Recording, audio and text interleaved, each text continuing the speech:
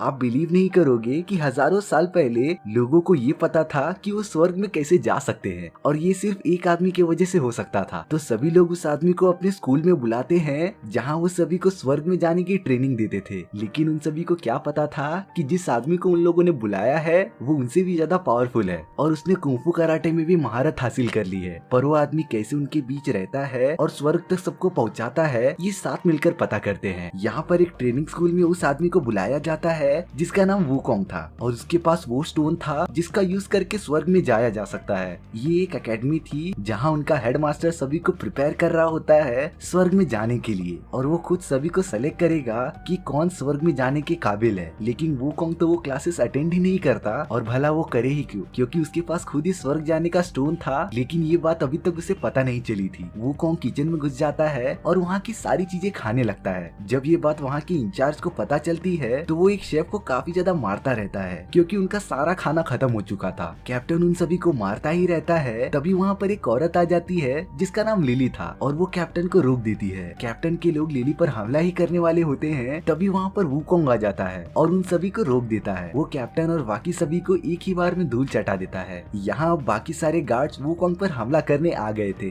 तभी वूकोंग बड़े स्टाइल से अपने हथियार को कान से निकालता है। वो गार्ड जैसे ही वूकोंग पर हमला करने आ जाते हैं वूकोंग अपने हथियार में आग लगा देता है और उन सभी को मार देता है। लेकिन ये सब तो वूकोंग के लिए कुछ भी नहीं था। ये सारी बात उस एकेडमी के जनरल जिसका नाम मिया था उसे पता चल गई थी और वो वूकोंग को रोकने के लिए अपने राइट हैंड टिएन को भेजती है। यहाँ वूकोंग ने सभी गार्ड्स को मार दिया था और वो काफी ज्यादा खुश हो रहा होता है। लेकिन तभी वो एक पावरफुल सोल को सेंस करता है और वहाँ पर टिएन आ जाता है। टिएन के पास बहुत सारी ब्लेड्स की पावर थी जिसका यूज करके वो वूकोंग पर हमला करने लगता है। वूकोंग अपने रॉड से टिएन को मारने की कोशिश करता है लेकिन टिएन बहुत सारे ब्लेड की मदद से उसे रोकता रहता है। अब टिएन वूकोंग की तरफ बहुत सारे ब्लेड्स फेंकता है जो कि एक टॉर्नेडो में कन्वर्ट हो जाता है और अब वूकोंग बुरी तरीके से फंस गया था। तभी वो अपने हथियार को जमीन पर मारता है और उसका हथियार काफी ज्यादा बड़ा हो जाता है और वो अपने हथियार की मदद से उस टॉर्नेडो को खत्म कर देता है। वो अपने बड़े से हथियार को उठाता है और टिएन की तरफ हमला करने चले जाता है। टिएन कैसे भी करके उससे बच जाता है लेकिन तभी वहाँ पर लिली आ जाती है और वूकोंग अपना हमला रोक नहीं पा रहा था। लेकिन तभी लिली अपने हाथ से उस हथियार को रोक देती है और बाद में पता चलता है कि वो हथियार लिली ने नहीं रोका था। उसके पीछे एक आदमी था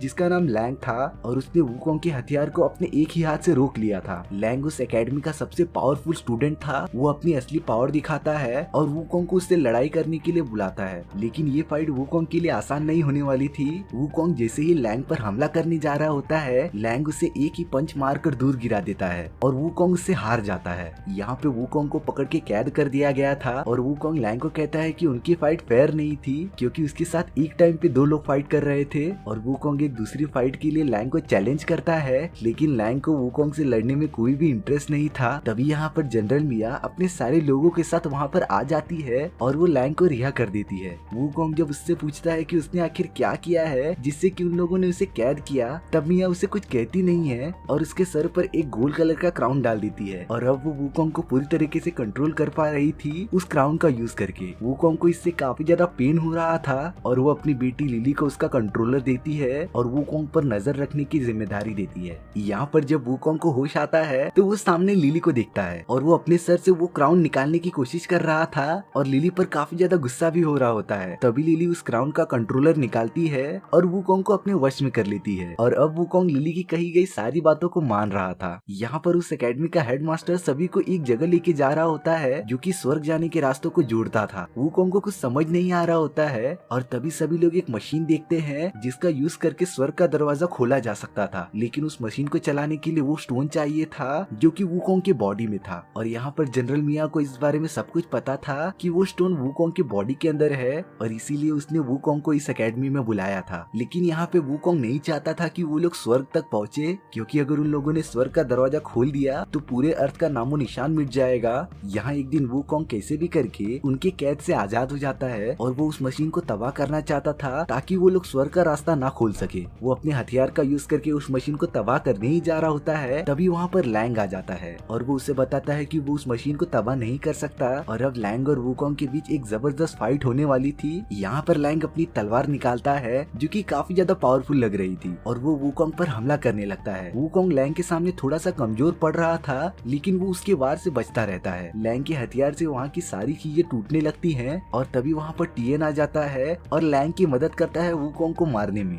वो दोनों मिलकर वूकोंग को मारते रहते हैं और वूकोंग कैसे भी उनसे बचता रहता है। उनके इस लड़ाई में वहाँ की पूरी जगह टूटने लगती है। तभी वहाँ पर लिली आ जाती है और वो उन सबको रोकने के लिए कहती है, लेकिन काफी ज्यादा देर हो चुकी थी। वूकोंग को काफी ज्यादा गुस्सा आ चुका था और वो अपने हथियार को जमीन पर मारता है, जिससे कि उसका हथियार काफी ज्यादा बड़ा हो जाता है और वो पूरी जगह को तबाह कर देता है। वहाँ की पूरी जगह टूटने से वो लोग नीचे गिरने लगते हैं और वो हथियार भी नीचे गिरने लगता है। वो लोग आसमान से सीधा गिरते हुए जमीन पर आ जाते हैं, जो कि एक छोटी सी बस्ती थी। और अब वो तीनों एक दूसरे से लड़ने के लिए तैयार होते हैं, लेकिन तभी उन्हें पता चलता है कि उनकी पावर्स काम नहीं कर रही हैं और वो ऐसी जगह पर आ गए थे जहाँ पर उनकी पावर काम ही नहीं करती थी, तो उनका एक दूसरे से लड़ने का कोई भी फायदा नहीं था। तभी वहाँ पर आसमान में एक बहुत बड़ा डीमन आ जाता है, जो कि सभी गाँव वालों को अपनी तरफ खींच रहा था और उनकी पावर एब्जॉर्ब कर ले रहा था। टीएन और वूकोंग ये सब देख रहे थे और वहाँ पर एक बच्ची भी फंसी हुई थी, तो टीएन तुरंत उसे बचाने के लिए चला जाता है। वो बच्ची को तो बचा लेता है, लेकिन वो डीमन टीएन को भी खींचने लगा था। तभी वूकोंग टीएन को बचाने के लिए उसका हाथ पकड़ लेता है और वो डीमन काफी ज्यादा ताकतवर था, जो कि सभी को अपनी तरफ खींच रहा था। यहाँ पर लिली के पास एक डिवाइस था जिससे कि कोई भी चीज स्टोन में कन्वर्ट हो जाती थी और वो उसी का यूज करके उस डीमन पर फायर करने लगती है। उस डीमन को थोड़ा सा डैमेज हुआ था, इसीलिए वो उन सबको छोड़ देता है और वापस चला जाता है। अब यहाँ पर अगले दिन वूकोंग और बाकी सभी को पता चलता है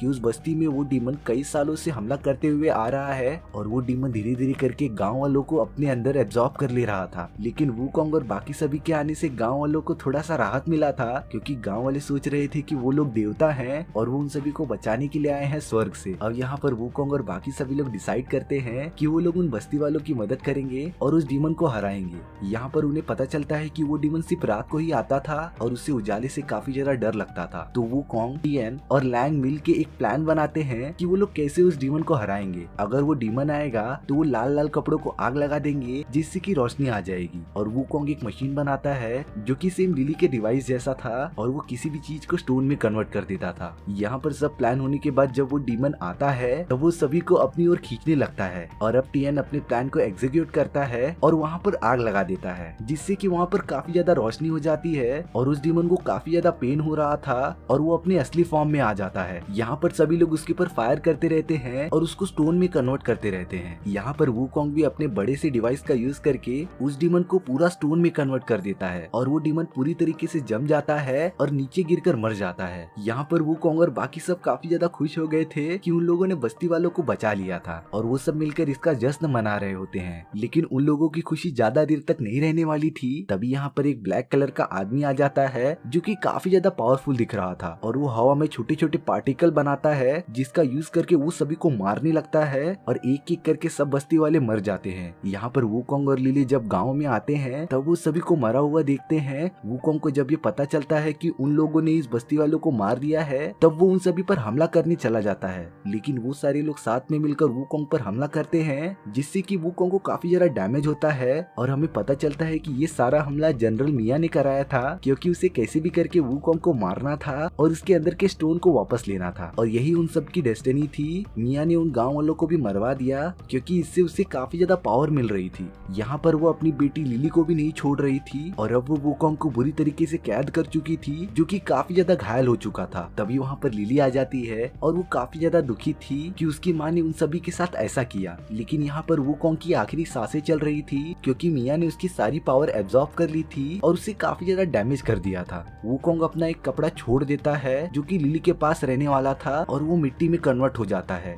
यहाँ पर वूकोंग की बॉडी पूरी तरीके से डिस्ट्रॉय हो गई थी और उसके बॉडी के अंदर का स्टोन निकल गया था, जो कि लिली ले लेती है और वो जाकर अपनी माँ मिया को दे देती है। यहाँ पर जनरल मिया के पास अब वो स्टोन आ चुका था जिससे कि वो स्वर्ग का रास्ता खोल सकती थी और वो लैंग को स्टोन का यूज करके उस डिवाइस को चलाने के लिए कहती है। लेकिन यहाँ पर वूकोंग बिना उस स्टोन का यूज किए स्वर्ग में पहुंच गया था और वहाँ पर वो अपने मास्टर से मिलता है जिसे कि ये सब के बारे में पता था और उसे पता था कि वूकोंग बेगुनाह है। वो वूकोंग को एक चांस देता है कि वो जाकर उन सभी को रोक सके। यहाँ पर वूकोंग जिस बॉडी में रह रहा था वो उसकी असली पावर नहीं थी और वो बहुत सालों पहले अपनी पावर भूल चुका था। लेकिन उसका मास्टर वूकोंग को याद दिलाता है कि उसके पास कितनी सारी पावर्स हैं ताकि वो खुद पर भरोसा करने लगे और अपने अंदर की पावर को जगा दे। अब यहाँ पर वूकोंग अपने अंदर की पावर जगाता रहता है और वो अपने हथियार का यूज करके अपने रियल फॉर्म में आ जाता है और अब वो पूरी तरीके से तैयार था उन सभी से बदला लेने के लिए जिन्होंने स्वर्ग का रास्ता खोलने करने की जरूरत की है और जिन्होंने उसे मारा था वो उस एकेडमी में वापस आ जाता है। यहाँ पर वुकोंग जैसे ही अंदर जाता है वो सभी पर आग से वार करने लगता है और सभी को एक ही बार में खत्म कर देता है। और अब पता चल रहा था कि वुकोंग कितना पावरफुल हो चुका है।